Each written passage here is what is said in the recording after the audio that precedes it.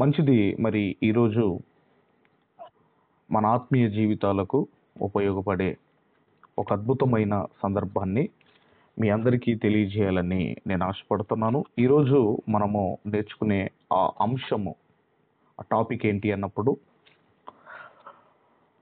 పాములు పగబడతాయా, పగబట్టే జీవులు ఉన్నాయా అన్న అంశాన్ని ఈరోజు మనం అందరం కూడా ఆలోచన చేయబోతున్నాం. మరలా చెబుతున్నాను, పాములు పగబడతాయా, పగబట్టే జీవులు ఉన్నాయా అన్నది ఈరోజు మనం అందరం కూడా ఆలోచన చేయబోతున్నాము.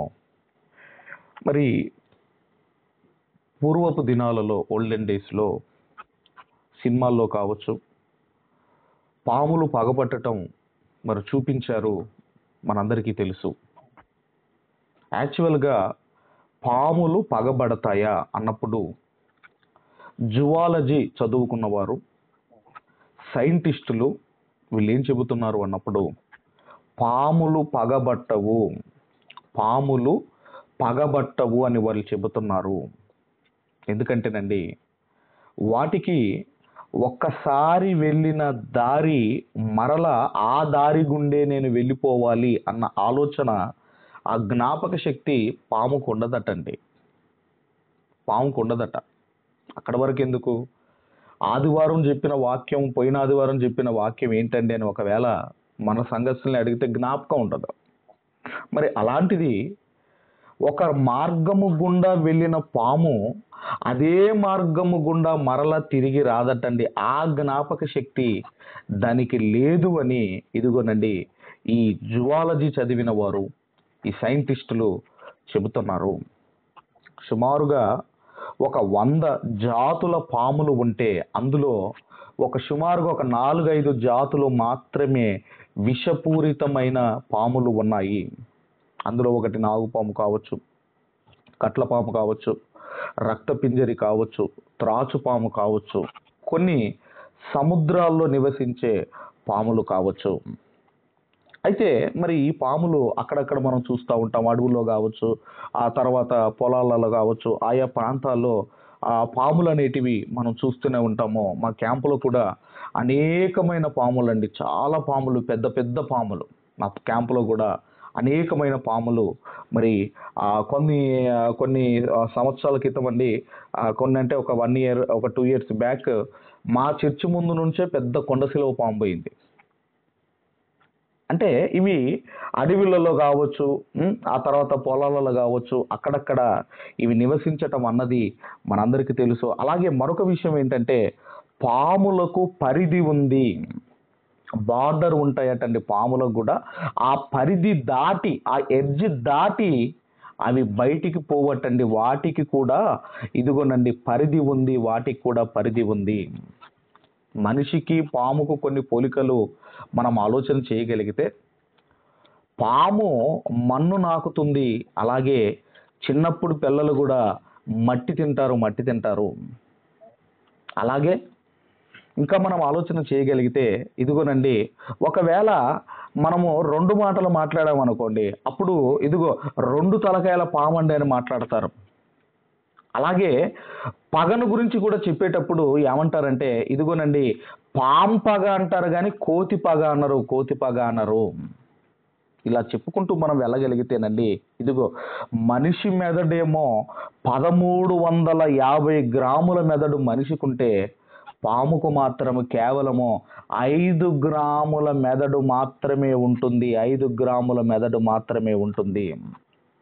అందుకేనండి దానికి ఎక్కువగా జ్ఞాపక శక్తి అనేది ఈ పాముకు ఉండదు. మరి ఎందుకండి అది బుసలు కొడుతుంది, మరి ఎందుకండి అది కాటేయడానికి చూస్తున్నప్పుడు అండి, ఇదిగో దాని మీదికి గనక ఒకవేళ ఈయన రాబోతున్నాడు, నన్ను అటాక్ చేయబోతున్నాడు అన్నప్పుడండి అది బుసలు కొడుతుంది, అది కాటేస్తుంది తప్ప అది వ్యక్తిగతంగా రివెంజ్ తీసుకోవటం కానివ్వండి, ఒక కాడ ఇదిగోనండి వేచి కనిపెట్టి ఇతన్ని కాటేయాలి అన్న ఆలోచన, అంత జ్ఞాపక శక్తి ఈ పాములకు ఉండదు.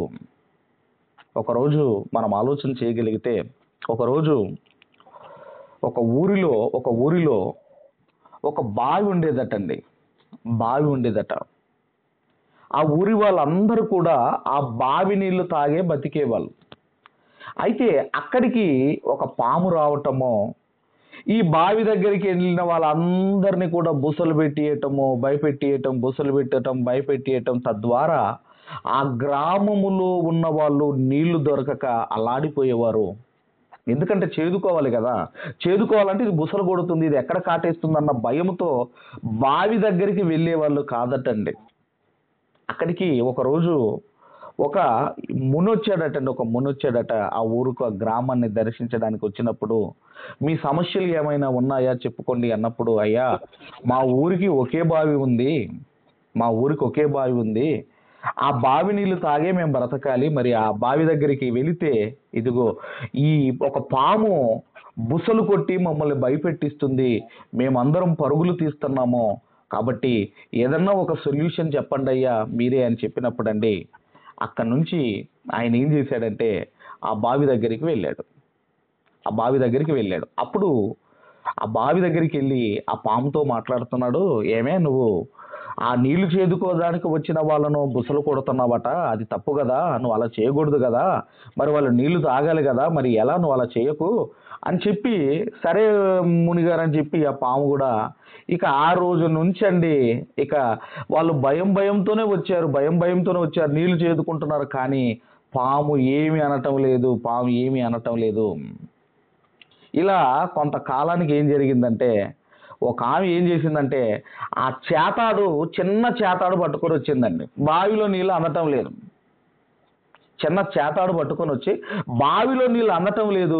ఇప్పుడు అది ఏం చేసిందామా అన్నప్పుడు అండి, ఏం చేసింది అన్నప్పుడు, ఇదిగో ఎలాగో పక్కనే పాము ఉంది కదా, అది ఏం చేయటం లేదు కదా అని ఆ తాడుకు దీన్ని గట్టి ఏం చేసిందంటే బావిలో ఉన్న నీళ్లు చేరటం మొదలుపెట్టిందట. ఆ తర్వాత కొన్ని రోజులకు మళ్ళీ ఈ మునిగారు రావటము, బావి దగ్గరికి వెళ్ళటము, అప్పుడు ఏంటి మరి ప్రజలను బుసగొడుతున్నావు అంటే, అయ్యా నువ్వేమో బుసగొట్టొద్దన్నావు, భయపెట్టేద్దన్నావు, వాళ్ళేమో తాడుగా నన్ను వాడుకుంటున్నారు అన్నప్పుడు ఆయన అన్నాడు, లేదు లేదు లేదు, నీ మీదికి వచ్చినప్పుడు నీ మీదికి వచ్చినప్పుడు ఇదిగో నీ మీద దాడి చేయడానికి వచ్చినప్పుడు నువ్వు బుసలు కొట్టు, తప్పు లేదు, నువ్వు బుసలు కొట్టు, ఎందుకంటే నిన్ను నీవు కాపాడుకోవాలి కదా, అంతే తప్పండి. పాములు అవి కాపాడుకోవడానికి సెల్ఫ్ ప్రొటెక్షన్ కొరకు అవి బుసలు కొడతాయి, అవసరమైతే అవి మనిషికి కాటు కూడా వేస్తాయి. అంతేగానండి పాములు ఎప్పుడు కూడా పగ పెట్టుకోవు. మనకి ఎంత భయం ఉంటుందో పాములకు కూడా అంతే భయం ఉంటుందండి, అంతే భయం ఉంటుంది. అలాగే పాముల గురించి కూడా బైబిల్ గ్రంథంలో కొన్ని సందర్భాలు దేవుడు రాయించాడు, మనం అందరం కూడా చూడగలిగితే దయచేసి కీర్తనల గ్రంథము 58వ కీర్తన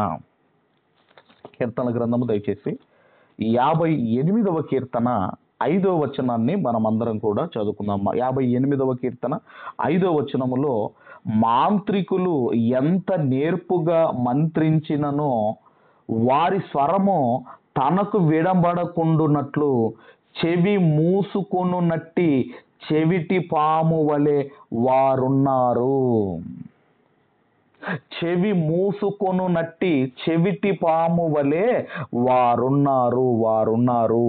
పాముకు చెవులు ఉండవు. మరి అవి ఎలాగండి మరి శబ్ద తరంగాలను అవి వింటాయి అన్నప్పుడు అండి, ఈ సౌండ్ రేడియేషన్ అవి ఎలా వింటాయి అంటే భూశబ్ద తరంగాలను బట్టి ఇదిగోనండి ఈ పాములు సౌండ్ రేడియేషన్ తెలుసుకోగలుగుతాయి. అందుకేనండి పాములకు ముందుగా భూకంపం వస్తుంది ఈ ప్రాంతములో అని పాములకు ముందుగానే తెలిసిపోతుందటండి. అక్కడి నుంచి అవి ఒక సేఫ్ జోన్కి వెళ్ళిపోతాయట పాములు.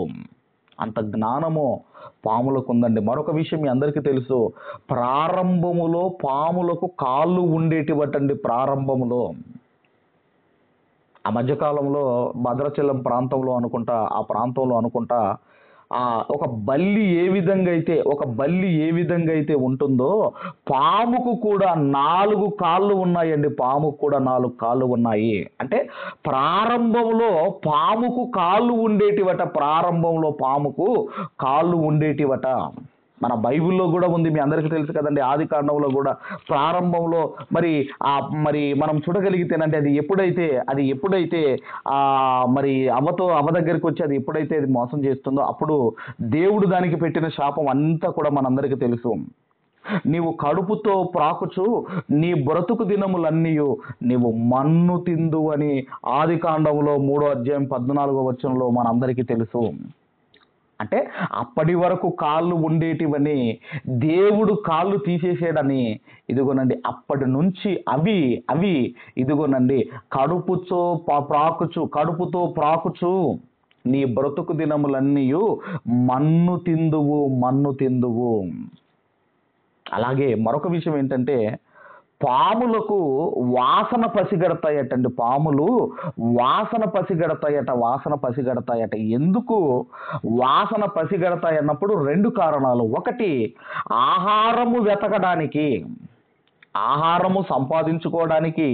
రెండవది, తన లైఫ్ పార్ట్నర్ను పట్టుకోవడానికి, ఎక్కడున్నాడో వెతికి పట్టుకోవడానికి ఇదిగోనండి ఈ పాములు వాసన పసిగడతాయి. పాములు వాసనను పసిగడతాయి. ఇంకొక విషయం ఏంటంటేనండి, చాలామంది మనం ఆలోచన చేయగలిగితేనండి పాములు ఒకదానికి ఒకటి కమ్యూనికేషన్ ఇచ్చుకోవడానికి ఫెరోమోన్స్ అనే ఒక రసాయనం అండి, ఫెరోమోన్స్ అనే ఒక లాంటి కెమికల్ను అవి ఉపయోగిస్తాయటండి. ఇప్పుడు కుక్కలు ఉన్నాయండి. కుక్కలు మీరు చూడండి, ఆ బండి దగ్గర ఆ బండి టైర్ల దగ్గర కానివ్వండి, స్తంభాల దగ్గర కానివ్వండి, ఇలా అవి ఏం చేస్తాయంటే అవి వెళుతున్న మార్గములో అవి మూత్ర విసర్జన చేసుకుంటూ అవి వెళ్తూ ఉంటాయి. ఎందుకంటే ఇదిగో నేను ఈ మార్గము గుండా వెళుతున్నాను అని వేరే కుక్కలకు చెప్పడానికి, అవి ఇన్ఫర్మేషన్ పాస్ చేయడానికి ఈ టెక్నిక్ను ఉపయోగిస్తాయటండి కుక్కలు. చాలా మంది కుక్కలు అరుస్తూ ఉంటే కీడండి అంటారు. అవి అరుస్తూ ఉంటే దాని అర్థం ఏంటంటే ఇదిగో నేను ఈ ప్లేస్లో ఉన్నాను అని వేరే కుక్కలకు చెప్పడానికి ఆ కుక్కలు అనేటివి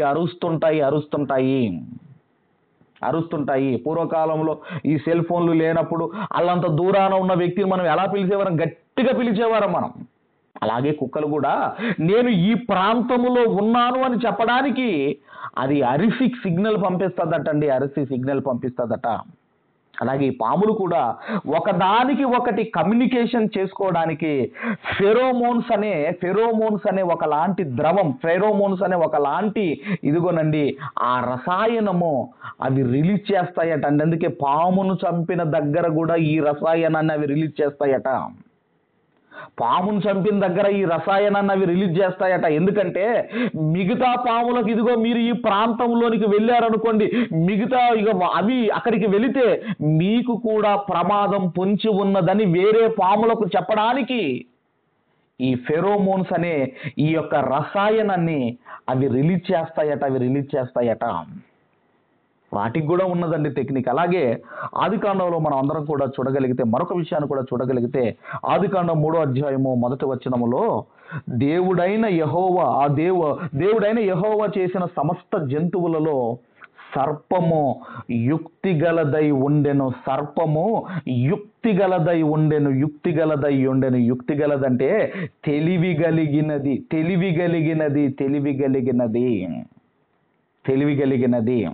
అలాగే ఈ సర్పం గురించి మనం ఇంకా చూడగలిగితేనండి, కొరందీలకు రాసిన దయచేసి 2వ పత్రిక, దయచేసి అపోస్తుడైన పౌలు గారు కొరందీలకు రాసిన 2వ పత్రిక దయచేసి 11వ అధ్యాయము 3వ వచనాన్ని మనం అందరం కూడా చదువుకుందాం. 11వ అధ్యాయం 3వ వచనములో సర్పము తన కుయుక్తి చేత అవ్వను మోసపరిచినట్లు మీ మనసులను చెరపబడి క్రీస్తు ఎడలనున్న సరళత నుండి పవిత్రత నుండి ఎట్లయినను తొలగిపోవునేమో అని భయపడుచున్నాను. సర్పము తన కుయుక్తి చేత, భూజంతువులన్నింటిలో సర్పము తెలివి కలిగినది. మరొకటి ఏంటంటే దానికి ఏముందంటే కుయుక్తి ఉంది. కుయుక్తి ఉంది. కుయుక్తి అంటే మోసము. కుయుక్తి అంటే మోసము, మోసము, మోసము, మోసము. మరి ఆదికాండంలో కూడా మనం ఒక మాట చదవగలిగితే మొదటి అధ్యాయం 31వ వచనములో, ఆదికాండం మొదటి అధ్యాయం 31వ వచనములో, దేవుడు తాను చేసినది యావత్తు చూచినప్పుడు అది చాలా మంచిదిగా ఉండెను. అస్తమయమునో ఉదయమునో కలగగా 6వ దినము ఆయెను. అంటే తాను చేసినది చూచినప్పుడు అది మంచిదిగా ఉండెను. అంటే పాము మంచిదిగా ఉండెను. పాము కూడా మంచిదేనండి. పాము కూడా మంచిదే. అందుకే పొలాలలో ఈ పాములు కనబడినప్పుడు రైతులు వాటిని చంపరండి. రైతులు వాటిని చంపరు. అందుకే ఏమని పేరంటే పాములకు రైతు నేస్తములటండి. పాములు రైతు నేస్తములు. ఎందుకంటే ఆ పంటను పాడు చేసే ఎలుకలను వేటాడి చంపేటివండి ఈ పాములు.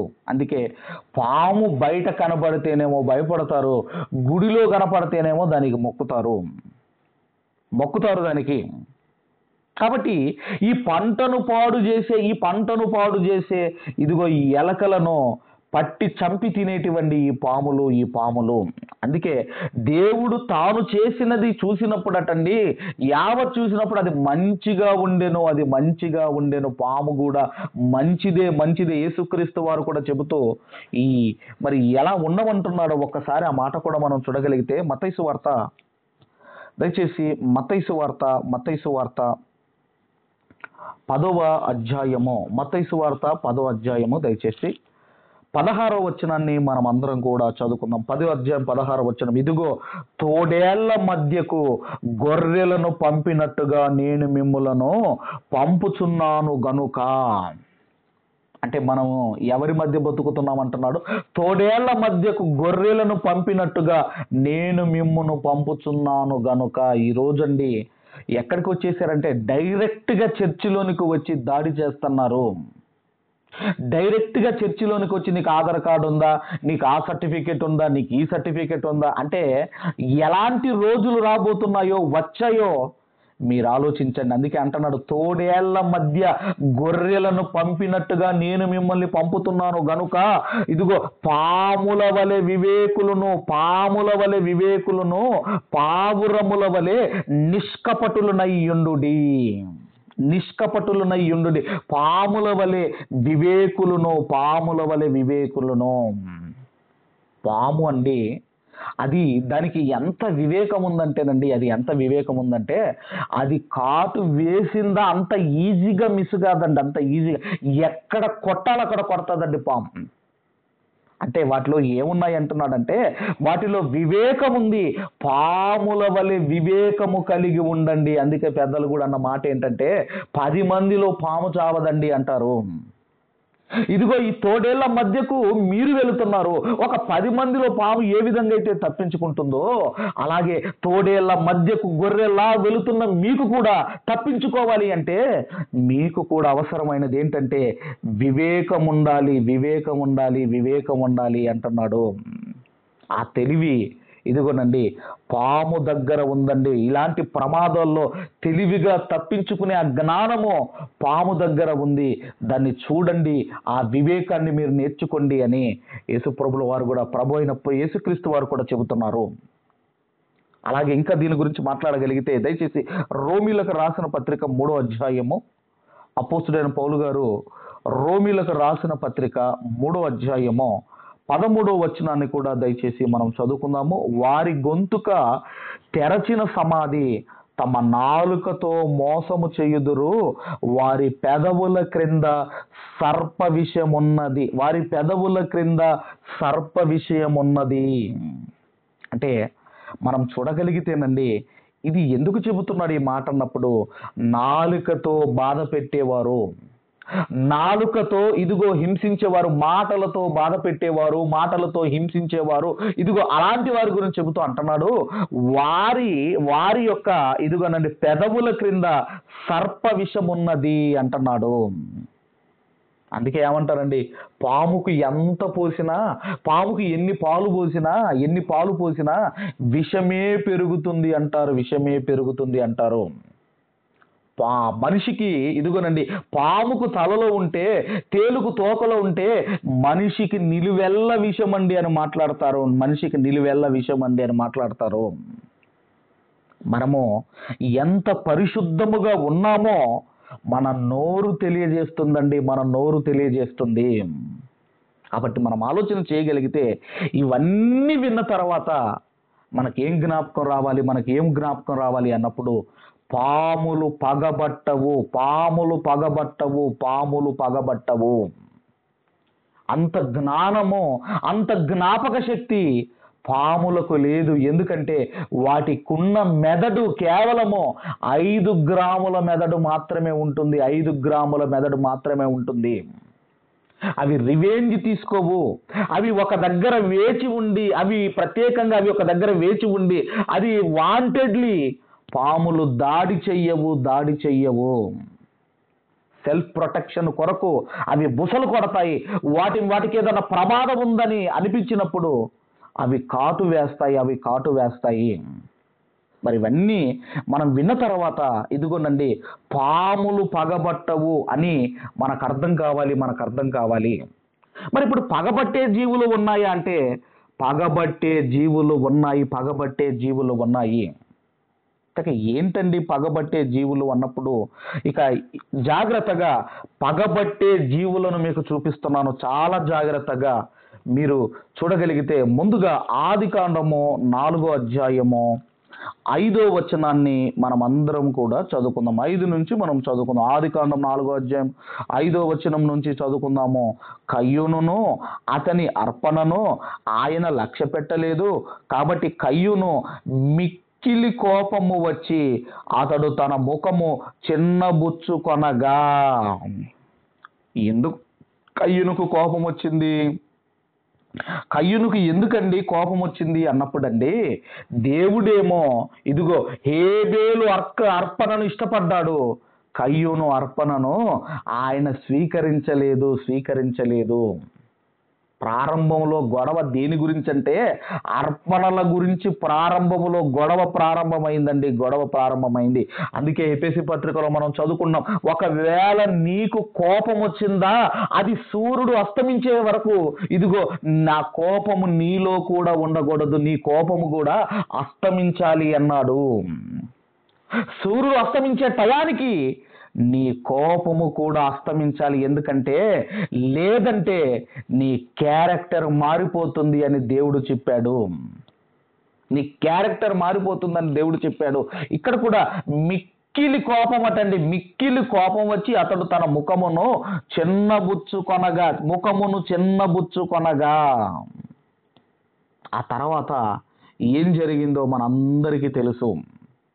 ఆ తర్వాత 8వ వచనంలో కయ్యూను తన తమ్ముడైన హేబేలుతో మాట్లాడెను. వారు పొలములో ఉన్నప్పుడు కయ్యూను తన తమ్ముడైన హేబేలు మీద పడి అతనిని చంపెను. కోపము సూర్యుడు అస్తమించే వరకు, కోపము కూడా అస్తమించకపోతే నీ క్యారెక్టర్ మారుతుంది. కోపము పగగా మారుతుంది. పగ ప్రతీకారాన్ని కోరుకుంటుంది, అంటే ప్రాణాన్ని కోరుకుంటుంది. అదే జరిగింది. ప్రారంభ మర్డర్ ఎందుకు జరిగింది అంటే అర్పణల దగ్గర గొడవ ప్రారంభమైంది. అంటే నేను కొన్నిచ్చాను, నా తమ్ముడు కొన్నిచ్చాడు, అయినా దేవుడు ఇదిగో ఆ హేబేలు అర్పణను ఇష్టపడ్డాడు. అందుకేనండి ఇచ్చేటప్పుడు సనుక్కుంటా వాళ్ళు ఏమంటున్నారు, ఎప్పుడు అడుగుతూ ఉంటారని ఆ బలవంతంగా సనుక్కుంటూ ఇవ్వకూడదండి. ఉత్సాహముగా ఇచ్చిన వారిని ఆయన ఎంతో ప్రేమించును అని మనం చదువుకుంటాం కొరింథీ పత్రికలో. కాబట్టి ఇక్కడ మనం చూడగలిగితేనండి ఇదిగో కయ్యూను హేబేలును చంపాడు. మిక్కిలి కోపమట. అలాగే దయచేసి మనం అందరం కూడా ఆదికాండము 37వ అధ్యాయము దయచేసి ఆదికాండము 37వ అధ్యాయము 4వ వచనాన్ని మనం అందరం కూడా చదువుకుందాం. 4వ వచనము, అతని సహోదరులు తమ తండ్రి అతనిని తమ అందరికంటే ఎక్కువగా ప్రేమించుట చూచినప్పుడు వారు అతని మీద పగబట్టిరి, అతనిని క్షేమ సమాచారమైనను అడగలేకపోయిరి. పగబట్టిరి, అన్నలు సొంత తమ్ముడైన ఇదిగోనండి ఆ యోసేపు గారి మీద పగబట్టిరి. తండ్రి ఎక్కువగా ప్రేమిస్తున్నట్రా, ఇదిగో అతనికే నిలువుటంగి కుట్టించాడు, అతనికే విచిత్రమైన ఒక అంగి కుట్టించాడు రా అని అన్నలు ఏం చేస్తున్నారు అంటే పగబట్టారు యోసేపు గారి మీద. ఇది ఫస్ట్ స్టేజ్. అయితే ఇక 5వ వచనాన్ని మనం చదవగలిగితే 5వ వచనంలో యోసేపు ఒక కలగని తన సహోదరులతో అది తెలియజెప్పగా వారు అతని మీద మరీ పగపట్టిరి. ఇది సెకండ్ స్టేజ్ అండి. ఇది మరీ పగబట్టిరి అన్నది ఇది సెకండ్ స్టేజ్. అలాగే 8వ వచనం మనం చూడగలిగితే, అందుకు అతని సహోదరులు నిశ్చయముగా నీవు మమ్మల్ని ఏలెదవా, మా మీద నీవు అధికారివి అగుదువా అని అతనితో చెప్పి అతని కలలను బట్టి అతని మాటలను బట్టి అతని మీద మరింత పగబట్టిరి. అంటే థర్డ్ స్టేజ్ అండి. ఇది పీక్ లెవెల్ అండి. ఇది పీక్ స్టేజ్లోకి వెళ్ళిపోయింది. అన్నల పగ యోసేపు గారి మీద. అందుకేనండి ఆ కోపము తగ్గించుకోకపోతే పగగా మారుతుంది. పగ ప్రతీకారాన్ని కోరుకుంటుంది. అందుకే ఒకరోజు అన్నల క్షేమ సమాచారం తెలుసుకుందామని వచ్చినప్పుడు అదిగోరా కలలు గనేవాడు వస్తున్నాడని చెప్పి అసలు తమ్ముడిని చంపేద్దాం అనుకున్నారు. రూబేను అడ్డుపడటం వల్ల బతికిపోయాడు, మనందరికీ తెలుసు. అంటే ఇదిగోనండి పగ ఏం కోరుకుంటుందంటే ప్రతీకారం కోరుకుంటుంది, ప్రాణాన్ని కోరుకుంటుంది. ఇదేమో ఇదిగో యోసేపు గారి గురించి. అయితే ఇక మార్క్స్ వార్తలోనికి మనం రాగలిగితే దయచేసి మార్క్స్ వార్త 6వ అధ్యాయము దయచేసి 19వ వచనాన్ని మనం అందరము కూడా చదువుకుందాం. 19వ వచనాన్ని మనం అందరం కూడా చదువుకుందాము. హేరోదియ అతని మీద పగబట్టి అతనిని చంపగోరెను గాని ఆమె చేత గాకపోయెను. ఎవరిని? బాప్తిస్మం ఇచ్చు యోహాను గారిని. ఎందుకు చంపాలనుకున్నది అంటే, నీ సహోదరుని భార్యను నువ్వు ఉంచుకొనుట మంచిది కాదు హేరోదు అని ఒక హేరోదుకు ఇదిగోనండి వార్నింగ్ ఇచ్చాడు, హెచ్చరిక చేశాడు, గర్దించాడు. నీ సహోదరుని భార్యను నువ్వు ఉంచుకొనుట అది మంచిది కాదు. ఎందుకంటే ఒక దేశాన్ని పరిపాలిస్తున్న నాయకుడు అయిన నీవే ఇలాంటి క్యారెక్టర్ స్వభావం కలిగి ఉంటే నీ దేశంలో ఉన్న ప్రజలు ఇంకా ఎలా తయారవుతారు ఆలోచించు అని గర్దించాడండి. ఏ రోజు తప్పు చేస్తే గర్దించాడు. ఇక అప్పటి నుంచి హేరోదియ అతని మీద పగబట్టి అతనిని చంపగోరెను. అందుకే అంటున్నాను, పగ అనేది ఇదిగోనండి ప్రాణము తీసేంత వరదాకా నిద్రపోరండి. పగతో బ్రతికే వాళ్ళు సరిగ్గా నిద్రపోరండి. అని ఏం చేద్దాం, అని ఎలా చంపుదాం, ఇక ఇదే ఆలోచనలు. అందుకేనండి కోపముగా ఉన్నప్పుడేనండి కోపపడుడి, కానీ పాపము చెయ్యకండి. కోపపడుడి అన్నాడు. కోపంలో కూడానండి ఒక టీచర్ కోపములో పిల్లవాడు మంచివాడిగా మారతాడు. హోంవర్క్ చేయనప్పుడు కొట్టకూడదండి, తప్పు చేసినప్పుడు పిల్లలను దండించకూడదండి. కోపపడుడి. కానీ ఇదిగోనండి సూర్యుడు అస్తమించే లోపు నీ కోపము కూడా అస్తమించాలి అన్నాడు. లేదంటే మనిషి క్యారెక్టర్ మారిపోతుంది అన్నాడు. బైబిల్ ఎంత సత్య గ్రంథమో మీరు ఆలోచించండి. అందుకేనండి పగబట్టి అవకాశము కోసం ఎదురు చూసింది. ఏ రోజు బర్త్డే రానే వచ్చేసింది, తన కూతురుతో నాట్యం ఆడించింది. ఇదిగోనండి అమ్మానికి ఏం కావాలన్నప్పుడు నాకు యోహాను తల కావాలి.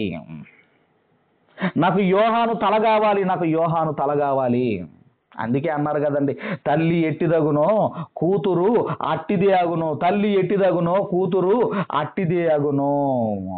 అమ్మా మరి నన్ను ఏం అడగమంటావంటే, ఇదిగో ఆ బాప్టిజం ఇచ్చి యోహాను తలగా అడగమ్మా, అది తల అడగమ్మా. అదేమన్నా కొబ్బరి బోండమా దాంతో ఆడుకోవడానికి, లేదంటే అది ఏంటిది ఆ తల, ఏంటి ఏం చేసుకుంటావు అంటే, పగ ప్రాణము తీసేంత వరదాకా నిద్రపోరండి. పగ అలాంటిదండి పగ. ఇక చివరిగా మన రక్షకుడైన యేసుక్రీస్తు వారి గురించి కూడా మనం ఆలోచన చేయగలిగితే, లూకాసు వార్త 11వ అధ్యాయము దయచేసి, లూకాసు వార్త 11వ అధ్యాయము 53, 54 వచనాలు మనం అందరం కూడా చదువుకుందాము. ఆయన అక్కడ నుండి వెళ్ళినప్పుడు శాస్త్రులను పరిసయ్యులను ఆయన మీద నింద పగబట్టి ఆయన మీద నేరము మోపవలనని ఉండి, ఆయన నోటి నుండి వచ్చు ఏ మాటైనను పట్టుకొనుటకు పొంచి వెదకుచు చాలా సంగతులను గూర్చి ఆయనను మాటలాడింపసాగిరి. ఎందుకు మాటలాడిస్తున్నారు అంటే, ఆయన మాటలలో ఏదైనా ఒక ఇదిగోనండి తప్పిదము చేయించాలి, ఆయన మాట్లాడించి తప్పిదం చేయించాలి. అందుకేనండి ఈరోజు కూడా రెచ్చగొడతారు, జాగ్రత్తగా ఉండాలి మనం కూడా. వాళ్ళు రెచ్చగొడతారు. మనం ఏదో తొందరలో ఏదో ఒక మాట స్లిప్ అవుతాము, అదిగో మన వాళ్ళని అంటున్నాడు, తిడుతున్నాడని. ఇదిగోనండి ఈ విధంగా మన చేత ఇక్కడ అంటున్నాడు. ఇదిగో వీళ్ళు ఏం చేశారంటే, శాస్త్రులు పరిసయ్యులు యేసు ప్రభు వారి మీద నింద పగబట్టి. ఎందుకంటేనండి యేసుక్రీస్తు వారి మీద పగ ఎందుకంటే, లోకమంతా ఆయన వెంబడి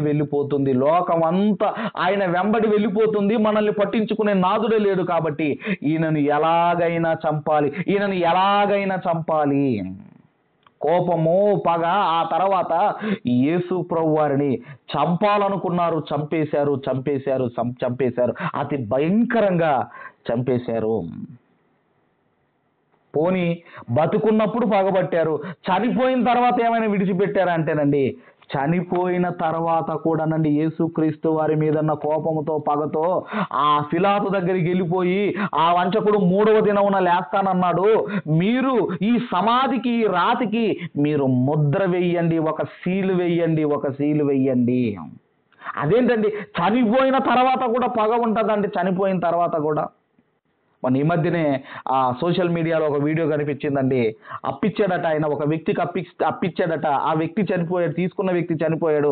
చనిపోయిన తర్వాత అక్కడ ఆ శవాన్ని కాలుస్తుంటే ఒక పెద్ద కర్ర పట్టుకుని అక్కడ కొడుతున్నాడు, ఆ శవాన్ని కొడుతున్నాడు ఆయన. అంటే చనిపోయిన తర్వాత కూడా పగ, అంటే చనిపోయిన తర్వాత కూడా పగ ఉంటుంది. తర్వాత లేవియా కాండంలో కూడా దేవుడు మాట్లాడుతూ, లేవియా కాండంలో దయచేసి 19వ అధ్యాయము, లేవియా కాండము దయచేసి 19వ అధ్యాయము 17వ వచనాన్ని మనం అందరము కూడా చదువుకుందాము. నీ హృదయములో నీ సహోదరుని మీద పగ పెట్టుకొనకూడదు. నీ పొరుగు వాని పాపము నీ మీదికి రాకుండానట్లు నీవు తప్పక వానిని గర్దించండి, కానీ పగ పెట్టుకోకండి. మంచి చెబుతున్నాడా, ఒక దైవజనుడు మంచి చెబుతున్నాడా, సరి చేసుకోండి, కానీ పగ పెట్టుకోకండి. ఆనాడు మంచి చెబుతుంటే యోసేపు గారి మీద అన్నలు పగబట్టారు. మరి ఏం చేయాలి అన్నప్పుడు చివరిగా రోమీలకు రాసిన పత్రిక 12వ అధ్యాయము, రోమీలకు రాసిన పత్రిక దయచేసి అపోస్తులైన పౌలు గారు రోమీలకు రాసిన పత్రిక 12వ అధ్యాయము 19 నుంచి 21 వరకు మనము చదువుకుందాము. ప్రియులారా, మీకు మీరే పగ తీర్చుకొనక దేవుని ఉగ్రతకు చోటియుడి. పగ తీర్చుట నా పని, నేనే ప్రతిఫలం ఇత్తునని ప్రభువు చెప్పుచున్నాడని వ్రాయబడి ఉన్నది. పగ తీర్చుకోవటం మన పని కాదు, ప్రార్థన చేయటం మన పని. యేసుక్రీస్తు వారు ఆయన ప్రార్థన చేశాడు. లూకాసు వార్తల 6వ అధ్యాయం 28వ వచనంలో కూడా మిమ్మల్ని బాధించు వారి కొరకు ప్రార్థన చెయ్యండి. ఎందుకంటే పగ తీర్చుకోవటం మన పని కాదండి. మన పని కాదు, మన పని ప్రార్థన చేయటము. ఇదిగోనండి, ఆ ప్రభువు, ఇదిగో దేవుడు కరెక్ట్ ట్రీట్మెంట్ ఇస్తాడు. ఆయన అయితే కరెక్ట్ ట్రీట్మెంట్ ఇస్తాడు. మరి మనల్ని ఏం చేయమంటున్నాడు అన్నప్పుడు 20వ వచనం నుంచి, కాబట్టి నీ శత్రువు ఆకలిగొని ఉంటే అతనికి భోజనం పెట్టుము, దప్పిగొని ఉంటే అతని దాహమునకిమ్ము. అలాగు చేయుట వలన అతని తల మీద నిప్పుల కుప్పగా పోయుదువు. కీడు వలన జయింపబడక మేలు చేత కీడును జయించుము. ఇవన్నీ విన్న తర్వాత, పాములు పగబట్టవు. పగబట్టే జీవి ఏదైనా ఉందా అంటే, ఇదిగోనండి, రివెంజ్ తీసుకునే జీవి మనిషి మాత్రమే పగబడతాడు. మనిషి మాత్రమే రివెంజ్ తీసుకుంటాడు. మనిషి మాత్రమే వేచి ఉండి అవసరమైతే చంపడానికి కూడా వెనకాడడు. కానీ దేంతో పోల్చారంటే, ఇదిగో పాములు పగబడతాయండి, పామును చూపిస్తున్నారు కానీ అసలు పగబట్టేది మనిషి పగపడతాడు. పగబట్టేవాడు మనిషి అండి, పాములు కాదండి. అవి మంచి అండి, వాటి జోలికి పోనంత వరకు అవి మంచి అండి, పాములు కాదండి. మనుషులు పగబడతారు. పగబట్టే జీవులే మనుషులతో చాలా జాగ్రత్తగా ఉండండి. ఎవరిని నమ్మే రోజులు కాదు. కాబట్టి ఇదిగో, తోడేళ్ల మధ్య బ్రతుకుతున్న మనము పాముల వలె వివేకులుగా మనం ఉండాలని కోరుకుంటూ ఈ మాటలు ముగిస్తున్నాను. దేవుడు మనందరిని దీవించి ఆశీర్వదించును గాక. ఆమేన్.